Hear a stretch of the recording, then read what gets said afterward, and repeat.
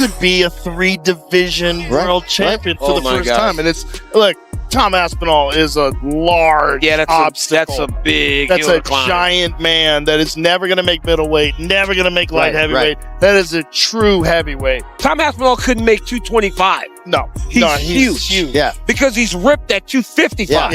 Yeah. So that's a real heavyweight. I'd like to see him fight again at 205. I got to be honest, man. I kind of like the guy that dominates a little bit, especially when it looks like that. But it looks like that. I mean, that was revenge. Well, Yuri Prochazka has fought Alex Pereira twice. So in our fighter meeting, when we talk about Ankalaev, that would have been a fresh matchup, whereas Carlos Ulberg has not fought him, so maybe he has the inside lane. Well, Ulberg versus Yuri for an eliminator. Or for a vacant belt if Peloton's doing his thing, Peloton decides to go up.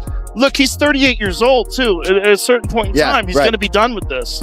And it's not, we got to appreciate him now. Because he doesn't have 10 years left. I mean, it's just, heavyweights can fight a little longer, but, 41, 42. Hey, man, let me tell you something. Fighting in there at 41, it ain't fun. It ain't fun at 41. I'm telling you, I don't care how good you are. But, we said a year ago when we talked about Pereira, he's only been in the UFC 3 years, and now we sit here. He still has less than 4 years on the roster. It's nuts. Same building, for that matter. And flip the script the way that Alex Pereira did tonight to Ankalaev. I've never seen anything like it. I've never even heard of anything like it, and neither of you. I'm challenging you. I read all the comments. Tell me of something that you've seen. And not to mention the way that it was done. This was not a matter of Alex Pereira being a powerful striker and coming out and catching somebody. That's just not what we saw. As a matter of fact, Alex Pereira got a takedown. And the way that they score takedowns, I must tell you, I've never really understood. But as your resident wrestling expert, any way that you want to do it, any wrestling metric, any way that you want to do it, Alex Pereira took Ankalaev down. That just wasn't supposed to happen. I haven't seen Ankalaev taken down. Now, if there was a position that I missed, for example, in his fight with Paul Craig, if there was a position that I'm forgetting where Ankalaev was down, forgive me, but I don't know of a time that he was in that position, and I was very stunned at the way that he reacted. I would never kick somebody when they're down. I'm just speaking to what I saw. I'm not giving Ankalaev a hard time. I'm just speaking to what I saw. I was very surprised in that position. He did a very good job of covering. He really did. Pereira's trying to hit him, and Pereira's using some energy, and they're blocking him, and Ankalaev's looking right at him. Now, the first thing that you need to do from an X's and O standpoint in that position is to sit up and get an underhook. You're not going to get away if you don't get an underhook. The other thing that does is it closes the distance, and the guy just simply can't hit you, right? I was waiting for Ankalaev to get the underhook, and he never tried. MMA world is absolutely buzzing. Joe Rogan was in complete disbelief after watching the fight. Once again, Pereira showed why he's considered one of the most intimidating fighters on the planet. His striking is deadly precise, his timing flawless, and his calmness under pressure almost otherworldly. As Rogan put it, Pereira doesn't just fight, he hunts. The way he tracked Ankalaev remained patient, and waited for the perfect opportunity to deliver that knockout blow left everyone stunned. Not only does he emote on Ankalaev afterwards and treat him like it was a walk in the park. A walk in the park. Let's talk about what really happened here. He started the fight, and he's going inside low kick. Something that he did not do once or that much in the first fight between them. So you know what? The narrative from Pereira was, I was injured the first fight. That was the worst version of me that's ever showed up. And I was thinking, that's what all fighters say though. They're not just going to admit that the other guy's way better than them.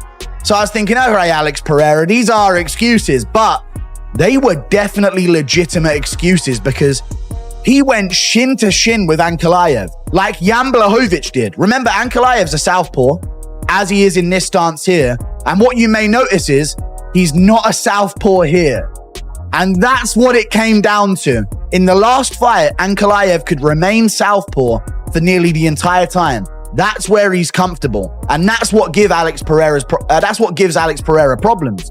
And Pereira was trying to do lead low kicks on Ankalaev's calf, and they weren't having nearly as much of an effect. Jan Blachowicz went shin to shin with Ankalaev and gave him a ton of problems. They're all there behind the cage, just staring, just looking, all being very, very serious and very scary and very intimidating. Well, it obviously worked because Magomed Ankalaev just got flatlined, smoked, destroyed, beaten in 1 minute, 20 seconds. Now, all the talk of him coming in at 40%, maybe there was a little truth to that. I mean, we did talk about him being a little burnt out. We did talk about the schedule that he was on, which was kind of crazy. And certainly it looked like it did catch up to him in his last fight against Magomed Ankalaev. But he was right. There isn't going to be a third match. There isn't going to be a rubber match. Absolutely no way. Alex Pereira now is going to go into new challenges. If Magomed made it competitive, then maybe there would have been a talk of a third match. But it wasn't competitive. It was completely one-sided. It was one of the most vicious beatdowns we've ever seen. Alex Pereira now is a 3-time UFC champion. No UFC champion has ever lost a belt like that and then came back and got it in quick fashion and made it that easy. No champion's ever done that before, losing the belt and coming and back again like that. And then when you look here at the record of Alex Pereira and what he's achieved, Joe Rogan and DC, they were talking about this all night, but it is insane. Alex, you are back to being the champion. The belt is once again around your waist. But before we even talk about the fight, you're walking in a booth. You noticed that you were adjusting your foot inside the octagon. What really is going on there? And was this something before the fight or did it happen in the fight? Yeah, I think this time it broke for sure. It started turning purple super quickly. But, you know, when I was throwing those low kicks, I saw that they were landing. You know, he changed his stances after the third kick, which is something that he didn't do in this fight. It's something that I saw young Blachowicz did in the fight too. But as soon as I landed the first kick to his lead leg, I told my foot. You were aggressive really from the first moment on. Was the approach to go right at him, or was that something that you saw being out for your right? That was the plan in the first fight. You know, I wanted to go up and be aggressive. I told everyone I wasn't feeling well. I'll talk about that a little bit later. But, you know, I felt it that it was going to happen. You know, even this morning we went to breakfast and Big Romania. And we saw one of the guys from Power Slap who we saw last time on fight day as well. He had just lost that night. And today he was there and he just won. So I thought to myself, man, you know, last time he had lost, I lost, now he won. So everything is coming together. You're going to have. Do things feel different? You've won the title before. You've been the champion in 2 divisions. Is something else happening? To make all those around me happy, you know, all my fans. I feel all the love. At the press conference, the fans won't even let my opponent talk. So I feel that, and I want to give people joy. And even in Brazil, sometimes people say, oh, I wasn't watching the UFC anymore until you came and stuff. So I feel it, and I want to give back to those people. Well, you're certainly doing that, Alex. Now comes the part of my job that I have to do. That's always difficult because you just won the title once again. And we're already asking you about your next fight. But I talked to Carlos Ulberg and I talked to Jiri Prochazka after your fight. They both believe they're next in line. They both have their reasons for it. If you get to play matchmaker as the champion, when do you fight? You know, like I said up there, I had a whole speech prepared, but we all know what happened to John Jones' brother. So it's not even right to talk about that. We'll talk about that later, but I think I want to fight. 30. Pereira just absolutely ran through it. And look, I was wrong. That's very, very, very impressive. What were you impressed by in that sense? I think that he made some good adjustments technically, where he was putting him on the back foot a lot more than he was in the first fight. The first fight, it looked like, oh, he looks like he might shed a tear there, Jiri Prochazka. What's going on there? Yeah, in the first fight, he was kind of like guessing what Ankalaev was going to do constantly. Whereas in this fight, in the rematch, Pereira's just constantly keeping him guessing, walking him backwards, making him feel threatened, and Ankalaev just couldn't even get anything off. So Pereira's back. I always ask it, but does he move to heavyweight now, or does he fight Jiri, or what are your thoughts? I don't know. I'm sure that's his decision. He's the champ. He can decide whatever he wants. Do you think he should fight Ankalaev again? Maybe that as an option? Give it a trilogy? I mean, I would watch Alex Pereira fight. I would watch any of them fight anybody, but I think that's pretty cool the way he's just come back and beat him again. See what he wants to do next. Dropped him with the right. Usually you'll see him drop him with the left hooks, but this time he big right one bomb over the top. Even Daniel Cormier, known for his composed and thoughtful commentary, was visibly impressed. DC stated that Pereira has clearly distinguished himself from everyone else in the light heavyweight division, with no one matching his strength or aura at the moment. However, what's really sparking debate in the MMA community is the question, should Alex Pereira make the jump to heavyweight? If you're a real fight fan, you know what the fight of the era is that we need to see. Alex Pereira's got to move up. If Tom Aspinall defeats Cyril Gane at UFC 321, by KO in the first round as well, just to add some extra hype, Alex Pereira's got to move up to heavyweight and try for a third belt at the White House in 2026. Him versus Tom Aspinall. Tom Aspinall versus Alex Pereira at the White House, June 2026, International Fight Week. Third belt for Alex Pereira on the line. Potential GOAT status for Alex Pereira on the line as well. Tom Aspinall gets the super fight. This is the fight of the modern era of combat sports. Alex Pereira's the real deal, though.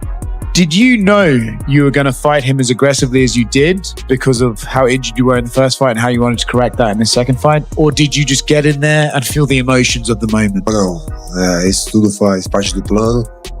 Algumas semanas atrás, o Glover deu entrevista e avisou. Falou, pô, Tam vai diferente. Primeiro round, vocês já vão ver com essa convicção. Mas ninguém acreditou. No, that was all part of the plan. And Glover even did an interview and he said, you guys are going to see the difference in the first round. So it was all planned out. You were very good, for the most part, during the lead up to this, to not taking some of the words said by him or whoever was saying it for him and the personal attacks that were made on him. But realistically, how much of a grudge did you hold against him for those words? Todo momento. Algumas vezes, igual quando eu falei pro Dana White, pergunta pro Dana White e tal, que o Dana White foi e falou, pô, esse cara nunca negou luta pra mim, nunca falou não. Não importa que tá viajando, não tá lesionado, e eu sempre fiz isso, então isso acho que foi o que fiquei mais assim, sabe, nas palavras dele. E falando também, tipo, pô, da borracharia, queria voltar pra borracharia, então, tipo, ele tava tentando falar algo pra se promover, porque se ele não falasse isso, não falasse do meu nome, ele não conseguia chamar a atenção de ninguém. Don't let it really affect me, you know, and that's why I even said, you know, ask Dana in the press conference how many times I turned down a fight, and Dana said he's never turned down a fight, even when he's traveling on vacation, whatever it was. But he said a lot of things that I was going to go back and work at a tire shop, and just a lot of things through this whole time that he shouldn't have said. So I was going to ask you, in the face-off, you were caught on camera saying, I don't want to go back to the tire shop. Obviously, the people who followed your story understand the significance of that.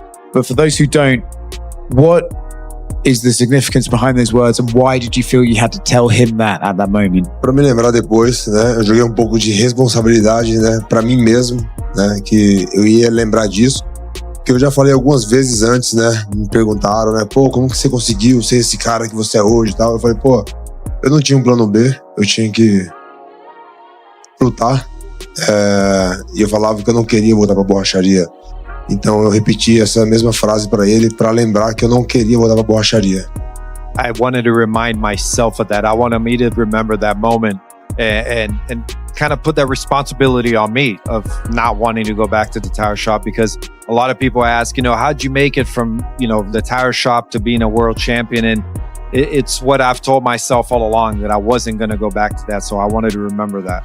Mas eu vou pro Brasil e eu vou voltar na borracharia. Mas com esse cinturão aqui, ó. But I'm going to go to Brazil and I'm going to go to the tire shop, but I'm taking this belt right here. Seems like you could really be the face of this organization at this point. Yeah, you know, people love him. People love the way he fights, and can't be bummed out with the way he performed this evening, so. He seemed to tease that maybe he was going to call for a John Jones fight, but then kind of pulled it back after, you know, learning about Arthur. Is him going to heavyweight something you would entertain at this point? So today I was at work and I had a bunch of meetings over there this afternoon, and I went over to the PI and he was over in the PI. And I'm like, well, you're the last guy I expected to see here today. What are you doing here? And they're telling me we want to fight at heavyweight. I said, how about we win tonight and focus on tonight, and then we could talk about, you know, heavyweight. And I don't know.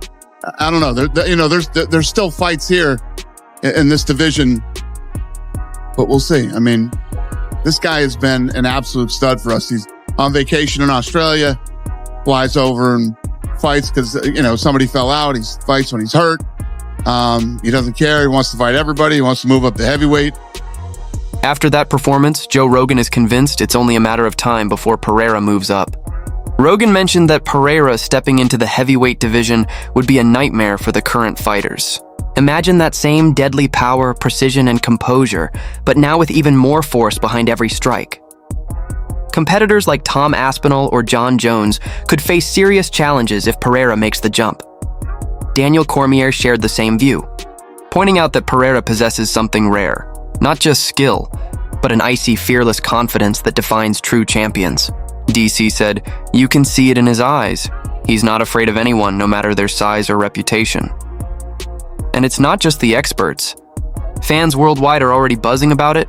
They want to see Pereira move up, chase even greater glory, and become a 3-division champion. Good, dude, but like Alex just has that thing that like comes once in a lifetime. Like Chuck Liddell had it. There's some guys that just have that death punch. That's Alex. And I'll give you an example. So I'm sparring with Alex in Connecticut, and we're having a fucking war, dude. We're doing 3 hard rounds, and I somehow managed not to get hit with any big shots. And I like walking away real, like, I'm dead tired. I'm walking away really good. And they bring in this pretty high-level wrestler, and this guy is just fucking mauling Alex on round 4. Mind you, this guy's fresh. Me and Alex just had a 3-round fucking war, and this man is just mauling Alex, throwing overhands, has him in his cage, and about like halfway through the round, Alex just like touches him with an uppercut, and the round's done. And then Alex just like, I mean, he could have fucking blew on him and knocked him over, and just like that kind of power, it just, I mean, you got to be like, what, a 6'4" giant fucking Brazilian, I guess.